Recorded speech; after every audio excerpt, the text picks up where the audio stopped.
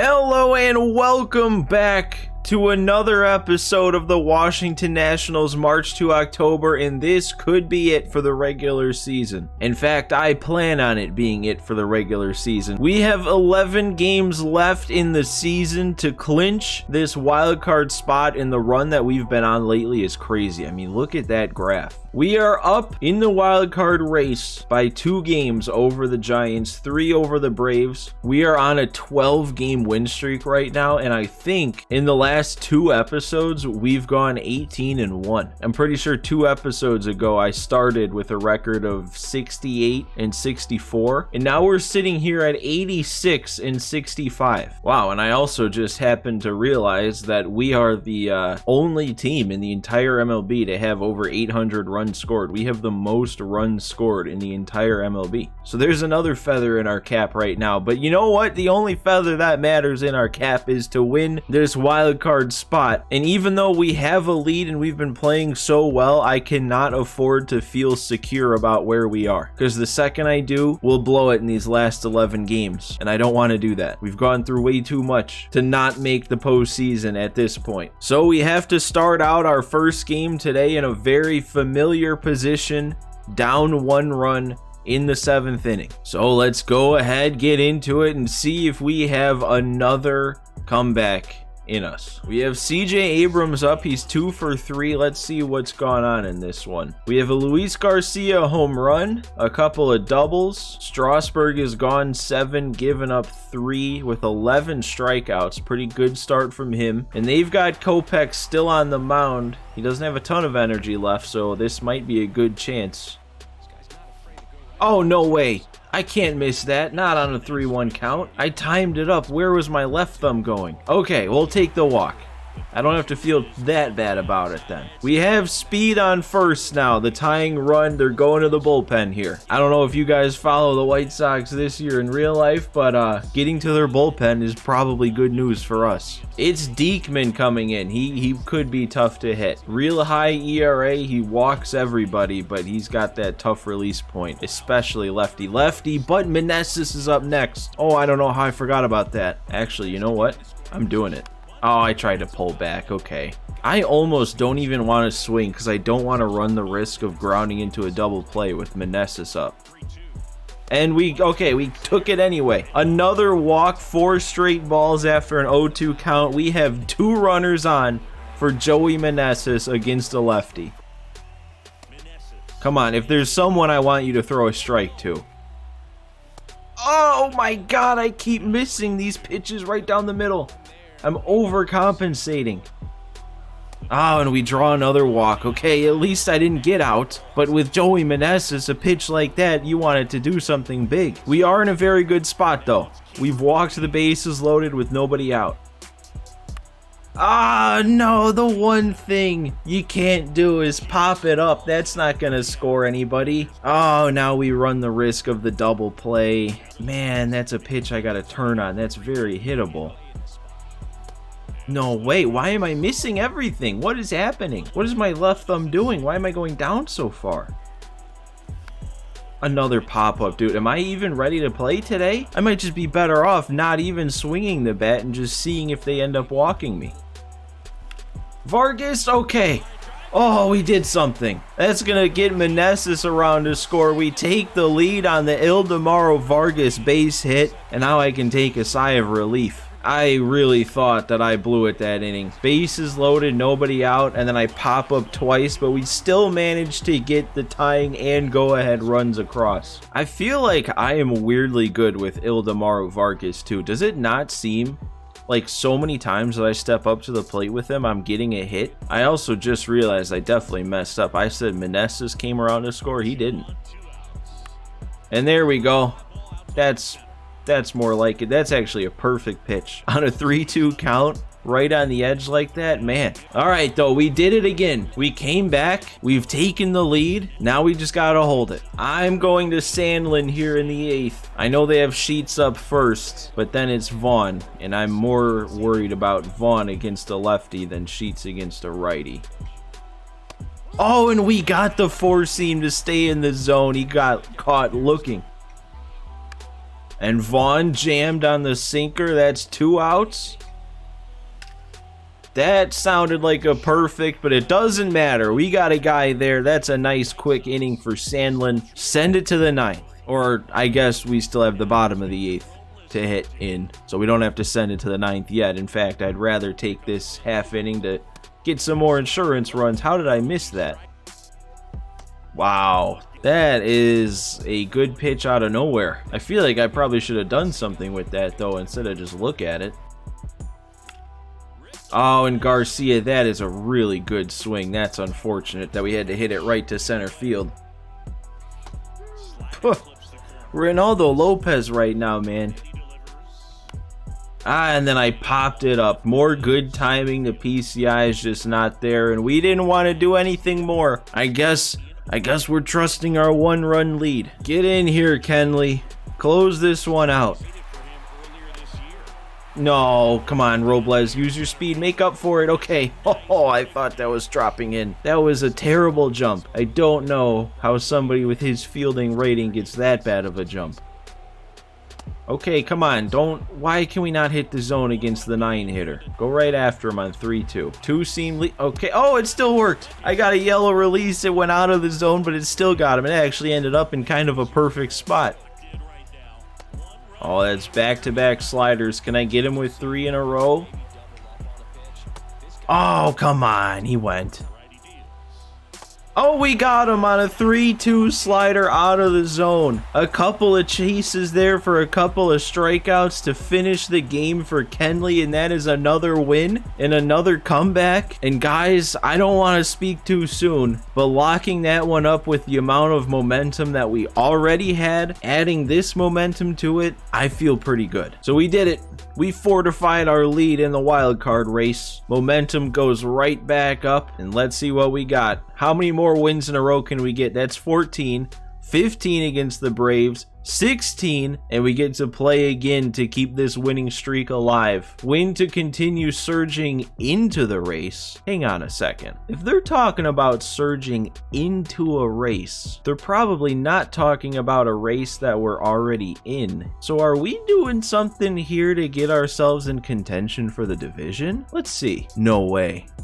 The Phillies are 3-7 in their last 10, and we're 3 games back. Don't even tell me this is a possibility that we can win our division. We are up to 90 wins. We are the 3rd best team in the entire NL, but we're also the 3rd best team in our own division. So that means we've moved up into the 2nd wild card spot. It looks like we're, what, 2.5 up? I think it's 1.5 actually. 1.5 up on the Dodgers, who are 1.5 up on the Giants. So we're 3 games in. So we still haven't locked anything up when it comes to the wild card if we're only 3 games up. But we have kind of a new focus here. I don't know if we get to play the Phillies anymore. Actually, you know what? This first season is still the real life schedule, right? So I'm going to check this real quick to see. No, okay. So as long as this year's schedule in this first year, the March to October, is the real life schedule, which I would assume it is, we don't play the Phillies anymore. We have this 4-game series to finish against Atlanta. We have a 2-game series against Baltimore, and then 3 more against Atlanta. Oh, and then the Phillies right now would be in the middle of a series against the Mets. They have 3 games against Pittsburgh and then 3 more against the Mets. So that doesn't really help us a ton, because if the Mets beat up on the Phillies to cause the Phillies to lose, that just means the Mets are going to win, and then we wouldn't be able to catch them. And then obviously if the Phillies beat the Mets, then we won't be able to catch the Phillies. So I don't know how possible winning the division is unless Pittsburgh just goes crazy in their 3-game series against Philadelphia. Wow, so I just happened to notice this. Look at Mackenzie Gore. Let's take a look real quick. I don't want to get caught up on this for too long, but his ERA is down to 5.69. When we were heading into that no-hitter opportunity with him, I think he had an ERA of 7.70. So after that no-hitter and the 3+ performance boost, he has lowered that ERA by 2 full runs, which with how many innings he had pitched so far in the season to get that ERA up to 7 or 7.70, he must be doing really good here down the stretch. All right, but But let's get into this game against Atlanta. It's only 1 inning. It looks like all we're going to have to do is complete a save here with a 1-run lead. So let's get into this. Should be Kenley on the mound. It is. They have Ozzie Albies up, so that might mean the top of the order. Josiah Gray, another good outing. Only 5 strikeouts, though, in 7 2/3. I'm pretty sure he was leading the league in strikeouts, so that doesn't really help to secure his lead. And did it say he had 7 walks? Yeah, 7 walks, 7 hits, 14 base runners allowed. That's rough, but then to still only give up 3 runs, that's pretty impressive. Meneses has hit 2 doubles in this one. All right, I like that. Riley Adams, did he hit a grand slam, and that's all of our runs? All right, so let's finish this out, Kenley. Ozzie Albies is batting 8, so we have 8-9-1. Come on. Nice play, Dom Smith. Kenley's over there. Nice first out. Got him to roll over on it. Oh, we got the chase on the slider. He didn't want to. He fought everything he could fight to try and not swing at that, and he still went around. One more hitter. It's Michael Harris. Sit him down. Cutter's inside. That's all you're getting. Here's 1. There's 2. I'm going right back to it again. Oh, I missed the spot, but we got it. We're good. Right to Dickerson out there and left, and that's another win locked up. The winning streak is intact. What is it, up to 17 games? Can we finish out the rest of this season without losing another game? I kind of doubt it, just because we only added 1 momentum fireball back, so I don't know if we're going to have enough momentum built up to just win every game. But let's see. We will see. 1 more against Atlanta. No, we lost it. Very next game. But we get to play again against the Orioles, and this is it. If we win this game, we guarantee a postseason appearance. Who would have thought, when we had a losing record after the halfway point in the season, that we were going to bring it all the way back around to clinch a postseason spot? And we're loading in with an already 5-0 lead, so this should be a nice easy coast to the finish line. Just in case this is our last time, though, I want to skim through the league leaders here just to see where we're at. I know it's not the definitive end of year league leaders, but it might be as close as we can get, because, well, I guess I don't know for sure about this year, but typically in March to Octobers, you can't see league leaders after the season's over, because it just instantly transitions to postseason stats. So we have 3 of the top 6 batting average leaders. Meneses is leading in hits only by 1, though, and then Eloy has 215 in the AL. Wow. Meneses still leading in homers. I feel like he's been stuck on 43 for a while, though, so he could have an even more commanding lead.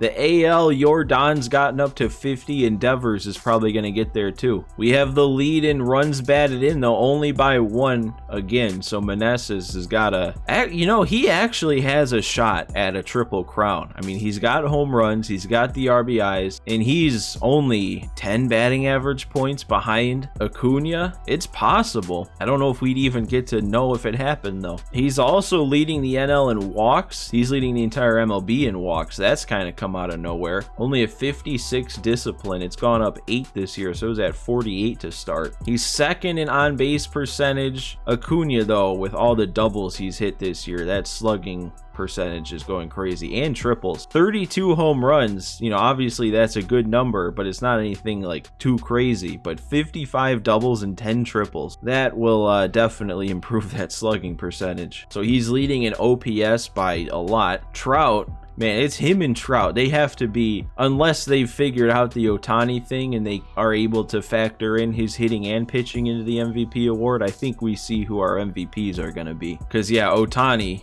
he's up to 22 wins, leading the league in pitching wins. He has a 2.10 ERA with 239 strikeouts, and then hitting only 29 home runs, 39 doubles, 100 driven in, 14 stolen bases. He should be the MVP, but I don't trust the game to do that yet. Josiah Gray is 7th on the ERA list, and Strasburg is 9th. I don't think either of those guys are going to catch up to the lead. Josiah Gray is still leading in strikeouts, and he should have one more start left on the year. And Strasburg, look at him at 3rd. He missed the first couple starts of the season, maybe 3 or 4, and he still has struck out enough guys to be 3rd in the league. Gray is up on the whip list. Pitching WAR is 3rd 3rd, Strasburg is 5th. Batting war, we got Meneses 4th. So yeah, we definitely have a presence on the league leaders. So let's get into what could be the last game. I don't know if it will be, but we should have a pretty stress-free 5-0 win. Coast to the end to this one. Meneses has a homer, so he's adding to that lead finally. Just out of curiosity, what do we got today? 3 doubles, a Dom Smith triple. Man, he's hit a double and a triple. Meneses and Candelario with home runs. Cade Cavalli got the start. He has 15 strikeouts. No runs allowed, 1 walk, 7 innings, 15 strikeouts. Meneses, oh, come on. If we're making a good swing like that, it's got to get through. We got to give him a shot at that batting title. Candelario, oh my God, out of nowhere, the perfect on a fastball up and in. That's his 2nd homer of the game. That almost went across the street. That is actually really nice for me, because I would say out of like everybody on this team, Candelario is probably the person I've done the least with. So I can finally check that box and say that I've done something with him this season. Dom Smith, I didn't get around on the fastball up that time. That would have been nice to hit one out with him. Then in the off chance he gets another at bat, only a single would have gotten him the cycle. Keber Ruiz, I thought I actually hit that a little harder off the bat, but not even to the track. We added 1 more on. Ooh, Cavalli's got a little bit left. I thought he'd be gassed, but 105 pitches, he's still in the green. Leave him in then, see how many strikeouts he can get. So one thing I've been thinking about, now that it's pretty certain that we make hopefully a World Series appearance, but a postseason appearance, is that in the past, the CPU has messed with the roster heading into the postseason. They might add some players, and if they still do that, and there's 16 strikeouts, but if they still do that in this year's version of the mode, I'm worried that we're gonna see a very different looking team in the postseason, because we have some guys in the minors that are higher rated than the guys we have up right now. So I'm kind of worried that, like, I mean, Dom Smith, he's been one of our best players, but at a 66 overall. What if they decide they want to bring somebody else in? Because I know like James Wood right now in AAA is, I think, a 70, maybe even a 71. I don't know. This team, and that's 17. Oh my God. But this team has been so special this year, especially in this last run, that I don't want anything to change. But I'm really worried that it is going to, and there's nothing I can do about it. Oh man, that didn't get him. We're gonna get him at first. Okay, if I struck Santander out there, I was gonna leave Cavalli in, but now I don't know. I mean, I guess he's still got a chance at 20, but not a chance at the record. Well, I'm gonna leave him in until he doesn't strike somebody out. Just let's make sure he's at 17, right? Yeah, 17 strikeouts. So the second he doesn't strike somebody out and then he doesn't have a shot at 20, I'm gonna bring somebody else in. And there's a non-strikeout, so you know what? No, let's leave him in. There's no reason not to. There's no injuries in March to October. It's not like we're gonna overdo it. Let's just leave him in unless he gets into some trouble. Oh, and okay, well, it's not really trouble. It's not trouble for the lead. We're gonna get him out at 3rd. We're not gonna get him out at 3rd. Oh, the curveball stayed in the zone. We get 18 strikeouts. 1 more out, Cavalli. Can you make it 19 Ks? There's 2 strikes. Oh, we kept it in the zone. Cade Cavalli gets his 19th strikeout, 1 away from one of those 20 strikeout games. Complete game shutout for him. Oh, and man, we get 2 different bonus momentum fireballs. 1 for the shutout, 1 for the blowout. But there it is. With that win, we officially clinched a playoff berth. And I really don't think it's possible to contend for the division just with how the scheduling works. So we're probably just about locked in where we are. I guess if anything, we may as well root for the Phillies over the Mets at this point so we can lock up that first wild card spot and get home field advantage in the first series. But let's see. Are we going to sim to the end here? Is there any more reason to play? We're going to sweep the Orioles in those 2 games. And we are just simming right to the end. That is it. That is the season. What a year it ended up being. We only lost 3 times in like our last 30 so games. Because like I said, at the start of, I think it was 2 episodes ago, or I guess maybe it's 3 episodes ago. I don't remember where it was, but we were definitely 68 and 64, and we only lose 3 games since then. We get a 5-star rating, blistering second half. We finish 18 wins over the expected amount. I don't remember what our initial expected wins were. I don't remember if it was all the way down in the 60s or if it was like 71 or something. But man, what a season. What a regular season, because the season as a whole is not over. Oh, and it does say there, I didn't even realize, it says we finished second in our division, so that probably means that we locked up the first wild card spot. We're facing the Dodgers though. So did the Mets really drop down to 3? Yeah, the Mets got swept against Philadelphia in that last series. So they did. They dropped all the way down to the 3rd wild card spot, meaning we have to face the Dodgers. That is a tougher matchup for us. But guys, that is where this episode is going to end. Now, for anybody who is new to my March to October series in general, we're not going straight into the postseason in next episode. I always like to do a regular season recap and look over everybody's stats. It's just something I really enjoy doing, and usually I get carried away with it. So that's going to be the next episode. So 2 episodes from now is going to be the start of this postseason run. So as always, guys, if you enjoyed today's video, do me a favor, hit that like button and subscribe to the channel. But that's it for me today, guys. We did it. Thanks for watching. Thanks for stopping by today, and I will see you next time.